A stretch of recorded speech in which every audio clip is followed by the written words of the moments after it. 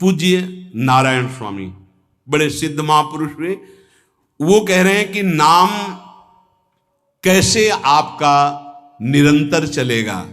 इसके लिए जिस वाणी से नाम जप कर रहे हो यदि झूठ बोलोगे, अरे आश्चर्य होता है, झूठ बोल करके तुम सोच रहे हो हम संभाल लेंगे। नहीं नहीं, झूठ तुम्हारा नाश कर रहा है, तुम्हें पता नहीं।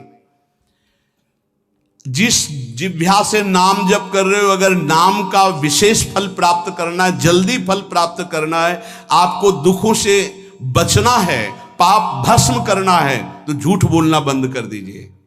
क्या बिगड़ जाएगा आपका? सच्ची बोलने में क्या बिगड़ जाएगा? सच्ची बोलना शुरू करोगे, हिम्मत नहीं रह जाएगी पाप करने की। ये जो पाप करने की तुम्हारी हिम्मत पड़ रही, झूठ बोलने के कारण पड़ रही। नहीं, असत्य संपातक पुंजा, सबसे बड़ा पाप झूठ बोलना। उससे क्या होता है? हर चीज हम छुपाना चाहते, किससे? उस सर्वज्ञ परमात्मा से, गुरुदेव से। नहीं, झूठ नहीं। नाम इसीलिए नहीं चल पा रहा, थोड़ी दिन नाम चलाएंगे छूट जाएगा, क्योंकि आप झूठ बोलते हैं, पापाचरण करते हैं। अगर नाम को चलाना है तो नारायण स्वामी जी कह रहे हैं, पहली बात मौन का आश्रय लीजिए, कम बोलिए, अधिकतर चुप रहना सीखिए, तभी नाम चला पाएंगे। जो कार्य कर रहे हैं आप उस पर ध्यान दें, उस कार्य को एकाग्रता पूर्वक करें, वाणी को मौन रखें, उस वाणी से धीरे धीरे नाम उच्चारण करें। कम से कम 24 घंटे में 4 घंटे मौन का तो सबको अभ्यास कर लेना चाहिए। 24 घंटे में 4 घंटे मौन का। तो ऐसे ऐसे बुद्धिमान हो कहेंगे हम 6 घंटे मौन रहते हैं। कब? बोले जब सोते हैं तब। आप 4 घंटे कह रहे हो, हम 6 घंटे मौन रहते हैं। 24 घंटे में हम 6 घंटे मौन रहते हैं, बहुत बुद्धिमान है। बोले आप 4 घंटे कहते हो, हम 6 घंटे मौन रहते हैं। तो कब आप मौन रहते हैं? बोले जब सोते हैं तो 6 घंटे सोते हैं, मौन ही रहते हैं उस समय। मौन जागृत की कह रहा हूं, 4 घंटे का। नारायण स्वामी के बहुत बड़े महापुरुष हुए, तुम 4 घंटे मौन का अभ्यास करो, ऐसा निकालो 2 घंटे, 2-2 घंटे करके 24 घंटे में 4 घंटे मौन। उस समय हम किसी से बात नहीं करेंगे, नाम जप करेंगे। कार्य करो, कार्य करने के लिए मना नहीं कर रहे हैं। कम बोलो। आजकल लोग अपनी जीवनी शक्ति को बोलने के द्वारा बहुत नष्ट कर रहे हैं, व्यर्थ की बातें करते रहते हैं। 4 आदमी चल रहे हो, आप पीछे चलिएगा, सुनते, बेमतलब की बातें। नाम जप नहीं होगा, वो डिलीट नहीं होंगी, वैसे ही बनी रहेंगी, अगले जन्म के लिए तैयार हो रहा है। इसलिए नाम यदि सिद्ध करना है, नाम का फल लेना है, नाम का आनंद लेना है, तो वृथा भाषण बंद करो, बेकार की बात बंद करो। जितना कम बोलने से काम चल जाए उतना। सामने वाले को बोलने दीजिए, आप बीच में नाम चल रहा है जी, नाम चल रहा है। जब कोई आवश्यक बात हुई, पवित्र शब्द बोल दिया, नहीं चुपचाप सुनो। उसको लग रहा है कि आप संभाषण करो, मान लो रिश्तेदार है, नातेदार है, मित्र, अब आप व्यवहार में हैं, आप सीधे ये तो नहीं कह सकते हमसे बात मत करो, नहीं, हाँ बात कीजिए, लेकिन आप कम बोलिए, उसको बोलने दीजिए, आप नाम जप कीजिए, जरूरत भर बात कीजिए। बात में भगवान की चर्चा हो तो कोई बात नहीं, अगर प्रपंच की चर्चा है तो बचने की कोशिश कीजिए। अपने संबंधियों, अपने दोस्तों, अपने व्यवहारियों से व्यवहार, दोस्ती, संबंध शिथिल कीजिए, तभी नाम में प्रीति होगी। अगर ये अब हमारे दोस्त आ गए हैं तो फिर वो दोस्त छूट जाएगा नाम, अब बातें शुरू हो गई प्रपंच की। धन्य है ऐसी बुद्धि जो प्रियजनों से भी संभाषण केवल भगवत वाक्यों का, अन्यथा नहीं। इसीलिए इस मार्ग को वर्ण करना बहुत कठिन है। एक ऐसा तुम्हारा निवास स्थान होना चाहिए अलग, जिसमें अपने रिश्तेदार, नातेदार, व्यवहारियों का प्रवेश ना हो। आपकी शैया अलग होनी चाहिए। अगर नाम जापक नाम सिद्ध करना चाहता है, नाम का फल लेना चाहता है, नाम निरंतर चलाना चाहता है, तो जिस आसन पर आप बैठते हैं उसी में प्रपंची, विषयी, संसारिक वृत्ति वाले बैठेंगे तो भजन की वृत्ति नहीं बन पाएगी। एक ऐसा, वैसे होते हैं घरों में बैठने वालों का अलग, लेकिन साधन कक्ष अलग होना चाहिए अपना। किसी का यदि प्रवेश ना हो तो आप देखेंगे कि आपके साधन के परमाणु आपको वहां बैठते ही तत्काल विक्षेप रहित करके भजन में लगा देंगे। अगर घर में ऐसा कुछ ना हो तो एक आसन अपना अकेला रखिए, जिस पर आप शयन करें वो आसन केवल आपका ही होना चाहिए। अगर वो सार्वजनिक बैठने के लिए ही है, ऐसी व्यवस्था नहीं, तो आसन समेट कर अपना अलग रख दीजिए और दूसरे आसनों पर बैठा लिए, फिर वो आसन हटाकर जब आप शयन करें तो आपका आसन होना चाहिए। इसका बहुत बड़ा प्रभाव पड़ेगा। कोई भी ऐसा दृश्य या पुस्तक ना पढ़ें जो वासनात्मक हो और प्रभु के नाम से आपको विमुख कर दे।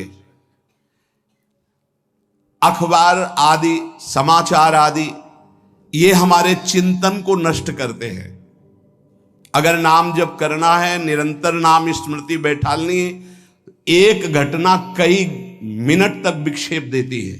ऐसा हुआ, कैसे लोग हैं, और उसमें तो समाचार ही हो रहे हैं, सैकड़ों बातें हो रही, पेपर है तो सैकड़ों बातें लिखी हैं, क्या क्या, अब वो सब दिमाग में भर गई। इतना व्यसन है किसी किसी को पेपर पढ़ने का, समाचार पत्र पढ़ने का, कि सुबह होते ही वो विरह में रहते हैं कि पेपर आ जाएगा। आया नहीं, और मिला तो ऐसी एकाग्रता से पढ़ते हैं जैसे वेदांत चिंतन करने वाला वेदांत चिंतन। चश्मा लगा, चाय रखी, ठंडी हो रही, उससे मतलब बीच बीच में चाय और चश्मा से और पूरे दिमाग में वही। अब क्या करेगा, जो पढ़ा है उसका चिंतन बनेगा, वही बोला जाएगा। अब जहां चार मिले तो तुम्हें पता है, उत्तर प्रदेश में ये हुआ, मध्य प्रदेश में ये हुआ, चर्चा दिमाग। नाम जापक पूज्य श्री नारायण स्वामी कह रहे, अखबार पढ़ना, दुनिया भर की प्रपंच की जिसमें बातें हैं, ऐसे समाचार, ऐसे टेलीविजन देखना, ये तुम्हारे हृदय में नाम नहीं चलने देंगे, तुम्हारी स्फुरणा को गंदी कर देंगे, बेकार का वक्त खराब होगा। इसलिए अगर आपको पढ़ना ही है तो धार्मिक ग्रंथों को पढ़िए, अपने इष्ट संबंधी ग्रंथों को पढ़िए नाम जपने के लिए। किसी को कभी वचन न दें। पांचवा, बहुत बहुत पॉइंट की बात करें, यदि आपने किसी को वचन दे दिया और पूरा नहीं किया तो भजन का फल वहां जाएगा, ध्यान रखना। यही हमसे सब त्रुटियां होती रहती है अपने लोगों से। जाओ आज से बाद वचन दे दिया, हम ऐसा नहीं करेंगे, नहीं करेंगे चाहे मर जाएं। और अपने लोग ऐसे फिसड्डी हैं कि शाम के वचन देते हैं और सुबह फिसल जाते हैं। 2-4 दिन बहुत बहुत चला, फिर फिसल जाते हैं। बोले कसम से आज से ऐसा नहीं करेंगे। तो आप इसको खिलवाड़ न समझें, आपके सुकृत नष्ट हो रहे हैं, वासना आपके सुकृतों को नष्ट कर रही। दूसरा, जैसे आपने किसी से कहा कि मैं शाम के 5 बजे आ जाऊंगा, तो 5 बजने में 5 मिनट कम होने पर आपको पहुंच जाना चाहिए, 5 मिनट ओवर होने पर नहीं, उसके पहले ही आपको ऊपर। यह संतों के जीवन में देखा गया है। समय का बहुत बड़ा जीवन में अस्तित्व है। अगर आप किसी को समय दें, फिर उसमें प्रमाद स्थिति नहीं होनी चाहिए। 5 मिनट पहले पहुंचिए। समय दिया है किसी को तो 5 मिनट पहले उसको इंतजार ना करना पड़े। रात को सोते समय नाम जापक उपासक विचार करें, मेरा नाम किन किन कार्यों में छूटा, मेरे से कौन कौन सा पाप हुआ, मैंने कौन सी आज गलती की जो नहीं करना चाहिए, और उसे डायरी में नोट करें। नारायण स्वामी कह रहे हैं दूसरे दिन सावधानी पूर्वक वो गलतियां ना होने पावे जो हमने आज की। जब उपासक सत्य बोलना स्वीकार करता है तो उसके हृदय में डर जागृत हो जाता है। ध्यान रखना, डर ये माया के द्वारा प्रेरित है। अगर व्यापार में सत्य बोलेंगे तो पैसा अधिक नहीं आएगा, अगर हम सत्य बोल दिए तो डांट लगेगी, अगर हम सत्य बोल दिए तो सब लोग जान जाएंगे मैं ऐसा गंदा हूं। सच्ची मानिए, सत्य बोलने का नियम ले लीजिए, आप निष्पाप हो जाएंगे, आप महात्मा बन जाएंगे अंदर से। कोई भी पापाचरण आपके जीवन में नहीं रह जाएगा। भगवान का नाम सत्य है, उस नाम को चलाने के लिए झूठ बोलने वाला नाम को कैसे चला सकता है। सत्य बोलने से यदि तुम्हारा नुकसान हो रहा है तो तुम सह जाइएगा। नारायण स्वामी कह रहे हैं उससे बड़ा लाभ आपको श्री भगवान प्रदान करेंगे। आप सत्य बोलिए। आजकल भगवान पर विश्वास नहीं, इसलिए झूठ पर विश्वास है। कलयुग की ऐसी प्रेरणा है कि सब झूठ बोलने लगे हैं। कोई डरता ही नहीं झूठ बोलने में, पूरा का पूरा। जैसे नहीं कहते कुछ तो सत्य होगा, ऐसे ऐसे महानुभाव हैं कि 100% झूठ बोल जाते हैं। 100%। धन्य है मोबाइल जो झूठ बुलाने में बहुत प्रवीण है, बहुत प्रवीण है। अरे भाई हम नहीं मिल सकते, आज हमारा मन नहीं है, खत्म खेल हो गया, सत्य बात है, नहीं मिल सकते आपसे, मत उठाओ फोन। अगर तुम्हें झूठे ही बोलना है तो फोन क्यों उठाओ? नहीं बोलेंगे, नहीं उठाएंगे तो समझ जाएगा कि उनकी रुचि नहीं। ये झूठ क्यों बोलना? सत्य बोलो। झूठ से यदि आप बच गए तो आपके जिह्वा पे नाम निरंतर चलने लगेगा। ये झूठ ही नाम नहीं चलने दे रहा। असत्य आचरण, छुपाने की वृत्ति, असत्य भाषण, ये नाम में प्रीति नहीं। किसी को भी फुसलाने के लिए झूठ मत बोलिए। सत्य बोलने का अभ्यास कर लिए तो पापी जीव भी महात्मा बन जाए। सत्य आवश्यक है। एक बड़े कागज पर ऐसी जगह लिख के रख लो जहां तुम उठते बैठते देखते हो कि मुझे सत्य बोलने का नियम लेना है, झूठ नहीं बोलना है। सत्य साधन कर लो, फिर देखो नाम कैसे चलता है। तपस्या, बड़े बड़े पुण्य, बड़े बड़े तीर्थ स्नान उतना पवित्र नहीं करेंगे जितना सत्य बोलने से होगा। पर बहुत कठिन है इस समय सत्य बोलना। मतलब बात बात पे असत्य का ही वर्ताव हो रहा है, असत्य का अच्छा, ये कोई संसारी आदमी में नहीं, कुछ ऐसे होंगे जो सत्य की वार्ता करते नहीं। प्रायः क्या जाता है, झूठ बोलने में बोल दिया और सामने वाला राजी हो गया, हम निकल गए। लेकिन सत्य ना होने के कारण आप में सत्य आचरण, सत्य स्वरूप भगवान का नाम, भगवान को कहा गया सत्य नारायण, वो नाम नहीं चलेगा। भजन करने का पहला साधन है सत्य बोलना। जबान से सत्य बोला जाए। और भजन की संख्या प्रारंभ में जरूर लेनी चाहिए। यदि 10 माला का नियम लिया, 20 माला का नियम लिया, तो उसे निर्वाह करो। जैसे यहां शरणागति मंत्र मिलता है तो 11 माला प्रारंभ में दी जाती कि आपको करना ही है, ज्यादा हो जाए वो ठीक, 11 से कम वो कभी जीवन में नहीं। अपने जीवन में गुरु आज्ञा 11 माला तो करनी है, हर समय करना है। पर ये मन थोड़े दिन तो नियम में चलेगा, इसके बाद छोड़ देगा। दीक्षा तब लेनी चाहिए जब गुरु आज्ञा पे चलने की हिम्मत हो, नहीं तो ऐसे ही नाम जपो करो। जब नियम मिल गया 11 माला तो चाहे प्राण निकल जाए, हमको 11 माला पूरे करने, प्राण निकलने तक गुरु आज्ञा का पालन करना है। यदि आप नाम जप अधिक मात्रा में नहीं करेंगे तो जो आपको नाम मिला है उसका फल आपको अनुभव में नहीं आएगा। क्यों? क्योंकि नाम का हिस्सेदारी होती है, भजन की हिस्सेदारी होती है। जैसे किसी ने प्रणाम किया, वो भजन लिया। गृहस्थी को इसीलिए मना किया कि रास्ते में परिक्रमा मार्ग में हलवा पूड़ी ये सब बट रहा है, हाथ मत फैलाओ। वो दान कर रहा है, सुकृत कर रहा है, और कोई दूसरे ले विरक्त आदि। आप अपने भूख मिटाने के लिए 4 रुपया के चना लेके भले पालो, लेकिन दूसरे के द्वारा दिया हुआ हलवा मत पाओ। यहां धाम आए हो, भगवत कमाई करने आए हो, यहां नाम जप करो, कष्ट सहकर परिक्रमा दो। हो सके 4 रुपए की वस्तु लेकर के आप पशु पक्षियों को पवा दो, किसी एक का पेट भर। तुम मत पाओ दूसरे का। तुम चाहो तो उपवास कर सकते हो, या प्राण पोषण के लिए रूखा सूखा थोड़ा खा लो। ये दूसरे के आराम से धाम में हम आए 2-4 दिन खूब खाए पिए नहीं, भागीदारी हो जाएगी तुम्हारे पुण्यों की। वहां ऐसे फ्री नहीं है कुछ।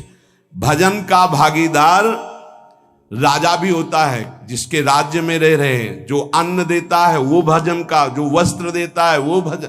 इसीलिए गृहस्थ को कहीं कुछ भी स्वीकार नहीं करना चाहिए। ये बहुत ध्यान रखें। अगर आप कहीं तीर्थ साधु आश्रम कहीं जाते हैं, कोशिश कीजिए कि किसी से सेवा ना ले, और अगर सेवा ले तो उसके अनुसार फिर अर्थ दे दे। अगर आपने वहां भोजन पाया, पानी पाया, तो उसके अनुसार सोच ले कि अगर हम इतना खरीदते तो कितने का मिलता, वो दे दिया तो आपका भजन बच गया। कभी आपको कोई प्रणाम नमस्कार करे, तत्काल बराबर प्रणाम करो। किसी को अपना भजन का हिस्सेदारी नहीं, सबका मंगल हो। ये भजन जितना बढ़ेगा तो आपको भगवदाकार कर देगा। दिन रात 24 घंटे में 21,600 श्वास चलती है। 21,600 श्वास में 6 घंटा तो सोने के चले जाते, उसमें तो चेतना नहीं रहती।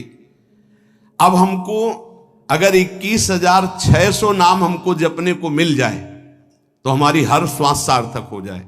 जो हम 5-6 घंटा सोते हैं उसमें जिनका अभ्यास है तो बात अलग है, नहीं तो वो व्यर्थ जाती है। तो हमें एक श्वास में कई नाम जपने का अभ्यास करना चाहिए, जिससे 200 माला फेरने पर ये 21,600 श्वासों की गणना पूरी होती है। अगर हम 200 माला का नियम लें तो इतना हो सकता है। तो हमें लगता है अगर हर समय माला नहीं ले सकते तो श्वास वाली माला बहुत अच्छी रहती है। श्वास में 4 बार खींचो, 4 बार नाम लेते हुए छोड़ो। दूसरा साधन, एक छोटी माला ले ले, जो आजकल तो काउंटर चला है। काउंटर में ज्यादा सुविधा संसार के क्रियाओं में रहने वालों को होती कि क्या अपनी जेब में डाल लिया। तीसरा साधन वो बहुत कठिन है, मन की वृत्ति से नाम जप करना। माला, श्वास और मन की वृत्ति, उसमें श्वास की भी गणना का ध्यान नहीं रहता, उसमें केवल चिंतन होता है, चल रहा है। पर ये आखिरी स्थिति होती, इसी के बाद वो परिपक्व अवस्था होता है। जिह्वा से धीरे धीरे नाम उच्चारण करते हुए ये पहला अभ्यास है। प्रारंभिक को एकदम मानसिक में नहीं पहुंचने की चेष्टा करनी चाहिए, 2-4 नाम के बाद मन प्रपंच में फंसा देगा। दूसरा अभ्यास कंठ से में, जैसे हम जिह्वा से राधा वल्लभ श्री राधा वल्लभ श्री राधा वल्लभ श्री, इसे वाचिक जप कहते हैं। मंत्र नहीं होगा, ऐसे नाम होगा। फिर उपांश ऐसे, फिर कंठ से चलता है, फिर हृदय से चलने लगता है, फिर नाभि से चलता है। जिसका नाभि से चलने लगता है उसका परावाणी के द्वारा भजन, वो सिद्ध पुरुष कहा जाता है। 4 वाणी, परा, पश्यंती, मध्यमा, वैखरी। वैखरी जो बोल रहे हैं, जो कंठ से, फिर हृदय से पश्यंती, परा नाभि से, मूलाधार केंद्र से लेकर के संपूर्ण ब्रह्मांड में इसमें नाम गूंज रहा है, वो सिद्ध पुरुष का होता है। पहला अभ्यास जिह्वा हिला करके शुरू करें, राधा राधा राधा राधा। फिर कंठ से, कभी हमारे सदगुरुदेव भगवान को देखना, अगर कोई आ गया और बातचीत का हुआ तो यहां से तत्काल चलता दिखाई देता है ना, कंठ ऐसे ऐसे हिलने लगता है कंठ। अगर शांत बैठे तो फिर नहीं दिखाई देता। अगर कोई है आसपास तो इतनी तीव्रता लगन होती कि कहीं छूट ना जाए नाम। कंठ से विशिष्ट अभ्यासी का, फिर हृदय से परिपक्व अभ्यासी का, और नाभि से सिद्ध महापुरुष का, परावाणी से चलता है। अगर 1 वर्ष तक जिह्वा से अभ्यास किया जाए, ये मैंने किया है, नारायण स्वामी कहते हैं, तो दूसरे वर्ष में कंठ से प्रारंभ हो जाता है। 2 वर्ष कंठ से चले तो अगला हृदय से प्रारंभ हो जाता है, और हृदय से 3 वर्ष चले तो फिर नाभि से 7 वर्ष में नाम सिद्ध हो जाएगा। अगर नियम पूर्वक झूठ ना बोले, सत्य आचरण करे, ऐसे नाम जप करे। हम ये कहते हैं कि चलो थोड़ा धीमे ही सही, पर 12 वर्ष में तो आपको सिद्ध हो जाना चाहिए। 12 वर्ष, यहां बोले 30 वर्ष के 50 वर्ष हो गए साधन करते हो, ज्यों कहते हो कोई परिवर्तन नहीं। इसका मतलब अंदर से नाम नहीं चलाया जा रहा, नाम में रुचि नहीं। 12 वर्ष में तो भगवत साक्षात्कार करके जागृत स्वप्न सुषुप्ति अवस्था पर विजय प्राप्त कर लेता है साधक। ऐसा ही स्वामी जी ने किया। नारायण नारायण नारायण नारायण नारायण, ऐसी सिद्धावस्था हो गई थी। एक टाट की लंगोटी, एक रस्सी कमर में, बस बड़े ही उच्च कोट और बहुत बड़े अरब खरबपति घर के बालक थे। सारी सिद्धियां उसके पैरों में लौटने लगती हैं, जिसका नाभि से भजन प्रारंभ हो जाता है, परावाणी से। अजपा जाप उसे ही कहते हैं जो नाभि से होता है। अजपा जाप करने वाले उपासक में जो अजपा जाप करने की चाह रखते हैं, पहला भोजन पर ध्यान दे, सात्विक भोजन, पवित्र भोजन। भाई नाम का स्वाद नहीं मिला तो कुछ लोग जो है बहुत प्रसन्न होते हैं जब सांसारिक पदार्थ आता है। बड़ी कृपा श्री ठाकुर जी की रही है कि इस विषय पर जो है बहुत परिपक्व किया है। रोटी नहीं मिली, ये रबड़ी रसगुल्ला की तो बात जाने दो। गंगा का किनारा, गांव में जाना नहीं, जो आकाश वृत्ति से वो आ जाए वही। आप लोगों को तो रोटी तो मिल रही है। पहला नाम सिद्ध करने के लिए भोजन सात्विक और थोड़ा, अगर एक समय पाके निर्वाह कर लो तो अच्छा, नहीं तो 2 समय, 3 समय पाने का तो अधिकार ही नहीं साधक को। भगवान की बड़ी कृपा है, जब भूख थी तब था नहीं, और जब है तो भोजन नहीं पा सकते। वो बड़ा लीला बिहारी है। जब भूख थी तब भोजन नहीं, और जब भोजन है तो नियम कानून इसके लग गए हैं, ये इतना इतना। दूसरा, पहला भोजन पर पवित्र। देखो नाम जप के लिए बहुत आवश्यक है, यही जीवन है कि अगर आप नाम जप करने लगे तो हमारा बोलना, हमारा जीना सार्थक हो जाएगा। अगर नाम जप आपको करना है तो पवित्र भोजन होना चाहिए। 2 टाइम भोजन पाना है तो थोड़ा थोड़ा पाओ, पेट ना भरने पाए, ऐसा ना लगने की वजन बढ़ गया है। वजन बढ़ गया है तो भजन घट गया है, वजन घट गया तो भजन बढ़ गया है। देखो तुम्हारे संसारिक संबंधी माता पिता चाहेंगे कि तुम्हारा चिकना शरीर होना चाहिए, हष्ट पुष्ट होना चाहिए, लेकिन हम चाहेंगे कि तुम्हारा भजन पुष्ट होना चाहिए, भगवदाकार वृत्ति होना चाहिए। शरीर तो आज है, कल नहीं रहेगा, चाहे जितना चिकना कर लो। संसारिक माता पिता के प्यार में और गुरु के प्यार में यही अंतर है। वो आपके स्वरूप को पुष्ट करेगा तो शरीर तो अपने आप, मन प्रसन्न है तो वो स्वस्थ है, अस्वस्थ होने पर भी स्वस्थ है। अगर शरीर स्वस्थ है और काम वासना है, नाना प्रकार की चिंताएं, ये थोड़ी माता पिता दूर कर पाएंगे। वो तो तपस्या और साधना से ही दूर होती है, ध्यान रख लीजिए। अधिक भोजन पाना, शरीर को बहुत पुष्ट बलवान कर लेना, तो हर इंद्रियों को भोग देना पड़ेगा आपको। वो कोई तपस्वी होता है, जो तपस्वी होता है वो संयमी होता है, जो संयमी होता है उसके चर्बी नहीं होती, ध्यान रखना। युक्ताहार विहार से, प्राण पोषण के लिए केवल शरीर में अन्न जाए तब नाम में प्रीति होगी। खाते खाते अनेकों जन्म व्यतीत हो गए, वर्षों व्यतीत हो गए, अरे अब तो भजन कर लो, कहां तक खाओगे? ये नरक कुंड है, डाला विष्ठा बन गया। नींद, एक नियम बना लो कि इतना ही सोना है। पता नहीं सोने में कौन सा सुख, नींद में केवल एक बात का सुख होता है, आपका संसार का चिंतन नहीं होता, तो आप जो शांत रहते हैं वो सुख होता है, लेकिन वो तमोगुणी सुख है। अगर आप जागृत में संसार का चिंतन न होने दें और भगवत चिंतन कर रहे हैं तो आप महापुरुष हो जाएंगे। सो सो के जीवन क्यों बर्बाद करते हैं? एक टाइम रखिए सोने का, बस। ये कोई तुम्हारा सुख नहीं है, ये तमोगुणी सुख है। निद्रा आलस्य प्रमादोत्तम तत्तामस मुदाहृतम। और एक बात समझ लो, यद तज्ञे विस्मि परिणामे अमृतोपमम, जिसमें विष जैसा शुरुआत में लगता है उसका परिणाम अमृत होता है, और जिसकी शुरुआत अमृत जैसी लगती है उसका परिणाम विष होता है। प्रातःकालीन उठ करके सत्संग में आना विष जैसा लगता है, लेकिन उठ के आ रहे हो तो इसका फल अमृत होगा। ब्रह्म मुहूर्त में सो रहे हैं, जीवन बर्बाद कर रहे हैं, अरे ब्रह्म मुहूर्त में उठिए, स्नान कीजिए और सच्चिदानंद भगवान में चित्त को जोड़िए। ये विष जैसा लगता है, परिणाम अमृत जैसा होता है। तीसरा, 24 घंटे में 1 घंटे का तो एकांतवास करना सीख ही लो, चाहे गृहस्थ हो चाहे कोई भी हो। 1 घंटे हमसे कोई बात नहीं करेगा, अपने दरवाजा बंद, थोड़ा 1 घंटे कोई ऐसा समय निकालो जिसमें चित्त को केवल श्री कृष्ण से जोड़ो, प्रियाजू से जोड़ सको। चौथा, विरक्त साधक, तकिया गद्दा,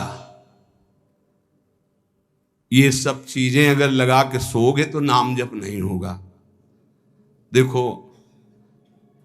हितधाम में कुशासन और एक ईंट कुशासन के नीचे, सर्दी में ओढ़ने के जो हमारे कंबल थे वो आटे का बोरा बलराम जी ला के दे थे।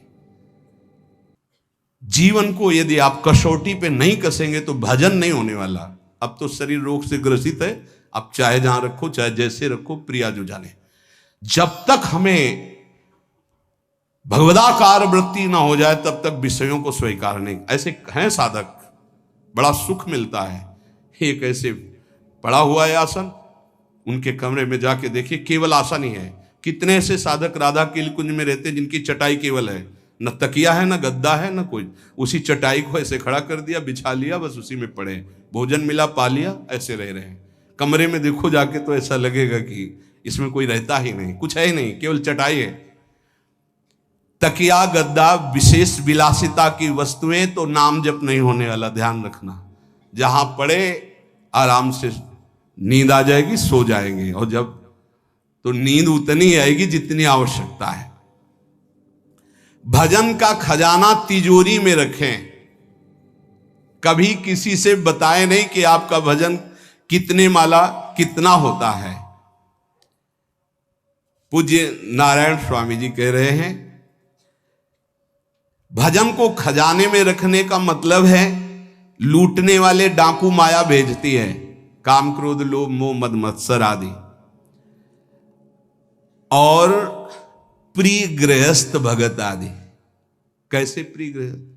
स्वामी जी अब ये सब आप ही कहा है, बहुत बीमार है, आप देखना। ठीक है, दूसरे की दुख निवृत्ति करना संत का स्वभाव होता है, पर हम जिस मार्ग के पथिक हैं, हमारा कर्तव्य है। हमारे पास हमारे प्रभु के सिवा कोई नहीं, हमारा जो कुछ है वो प्रभु हैं। ए भैया, जैसा श्री जी चाहेंगे वही सब मंगल करेंगे, ये शब्द होना चाहिए। उससे उसका भी मंगल होगा, आपकी भक्ति पुष्ट होगी। कभी भी जो गृहस्थ में भजन करता है, किसी भी तरह का किसी से भी कोई प्रतिग्रह ना ले। नहीं ले लो, ये लो ही बढ़िया है, रख लो। नहीं महाराज, हमारा ये मार्किन का गमछा ही काफी है हमारे लिए। नहीं नहीं नहीं, ये प्रसाद पाल, हाँ इतना किनका दे दीजिए, भगवत प्रसाद है, ये हमारे लिए पर्याप्त। गृहस्थी में अगर आप भजन करते हैं तो अपने भजन को बचाने के लिए किसी से भी दान पुण्य, किसी का भी बट रहा है वो स्वीकार न करें। किसी से प्रणाम नमस्कार, किसी से अपनी सुविधा सेवा स्वीकार न करें। और जो विरक्त है उसको ध्यान रखना चाहिए कि हमारा जीवन केवल जगत मंगल के लिए विश्वेश्वर भगवान को समर्पित जीवन है। ना हम किसी को शाप दे सकते हैं, ना किसी को वरदान दे सकते हैं। सेवक स्वामी की इच्छा को देखता है, ऐसा ऐसा, हाँ प्रियाजू की जैसी इच्छा होगी वैसा।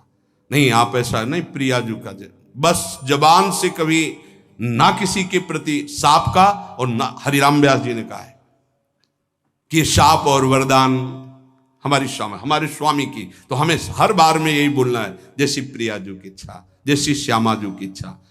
नहीं, आप कुछ कह दीजिए तो राधा राधा राधा, नहीं कैसे मंगल होगा, आशीर्वाद दीजिए राधा राधा राधा, बहुत संभाल के। महात्माओं को इस बात में सावधान रखना चाहिए कि ये माया ममता का रूप धारण करके तुम्हारी तिजोरी को खाली कर देगी। खजाना लूटने के लिए माया बहुत अनुभवी महापुरुष है, सेवक के रूप में आती है, खास सेवक बनकर। आज तक जहां दगा हुआ है तो खास से हुआ है। जब वृक्ष कटने लगे तो आपस में बात की, भाई ऐसा कौन आ गया जो हमें काट सकता है? बोले हमारा कोई मिल गया। तो कुल्हाड़ में जो बेट है ना, बोले मिल गया कोई हमारा। खास बन करके आती है माया, सेवक सेविका रूप लेके। बहुत अनुभव की बात महापुरुषों की, मान लीजिए विरक्त जनों के लिए खास बात है। सेवक सेविका रूप रख करके माया आएगी। इसके बाद अगर आपने स्वीकार किया, फिर तुम सेवक होगे, वो स्वामी होगी। समझ रहे हो? बहुत अंदर से इस बात को समझ लीजिए। अगर आपको भगवत प्राप्ति करनी है तो जब तक शरीर में श्वास रहे सेवा मत स्वीकार करना किसी की। कपड़ा धुलाना, खाना पीना, भीख मांग के खाओ, भिक्षा अन्न, या आकाशवृत्ति से जियो। जैसे मना ना कपड़ा धो पाओ तो उतने पहनो जितना धो पाओ। किसी को अपनी सेवा में प्रवेश मत होने दो। अपने शरीर की सेवा, अपने जीवन की सेवा जब तक श्वास है तब तक स्वयं करो, नहीं तो तब लग जोगी जगत गुरु, जब लग रहे निराश, जब आशा मन में भई, जब गुरु और जोगी दास। इसलिए होश में परमार्थ के पथिक को कभी किसी की सेवा नहीं लेनी चाहिए, कभी किसी को सेवक नहीं बनाना चाहिए। भगवत भाव से नेकी कर दरिया में डाल, उपदेश दे दिया चल अपने मार्ग में। जीवन की ये बात हमारी अनुभव की मान लीजिए। अगर निर्विघ्न पंथ निर्वाह करना है तो कभी किसी को यहां सेवक न बनाया जाए। सेवक सेविका के रूप में स्वीकार करने वाले साधु का हृदय आग की तरह जलने लगता है। जो जिंदगी भर निश्चिंत और निर्भय रहा उसे भयभीत और चिंता युक्त होना पड़ता है।